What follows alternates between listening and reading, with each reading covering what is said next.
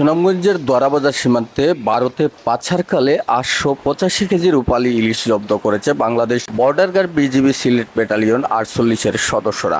শুক্রবার ২০ সেপ্টেম্বর গভীর রাতে উপজেলার বাংলাবাজার ইউনিয়নের মৌলারফার এলাকায় অভিযান চালিয়ে জব্দ করা হয় এসব রূপালী ইলিশ। বিজিবি জানায়, গোপন সংবাদের ভিত্তিতে সিলেট ব্যাটালিয়ন ৪৮ বিজিবি আওতাধীন সুনামগঞ্জ জেলা দরাবাজার উপজেলার বাংলাবাজার বিওপির মৌলারফার নামক সীমান্ত এলাকায় কোম্পানি কমান্ডার সুবেদার আবুল বাশার আজাদের নেতৃত্বে টহলরত দলের একটি বিশেষ অভিযান পরিচালনা করা হয়।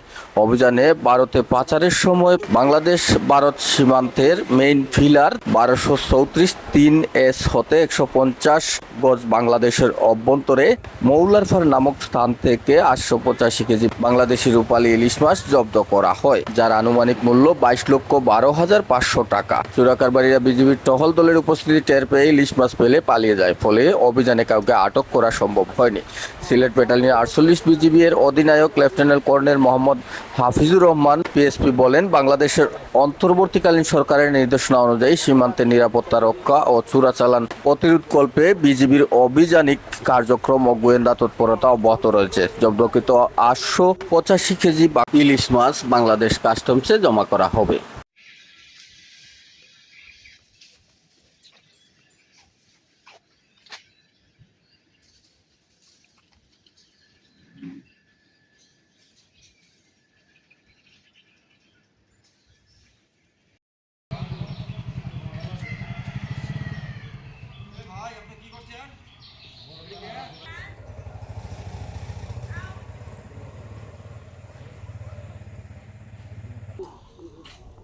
বলতেছিলাম সন্ধ্যার সময় সেনাবাহিনীর গাড়ি আসলে কোন দিকে যাচ্ছে এটার জন্য।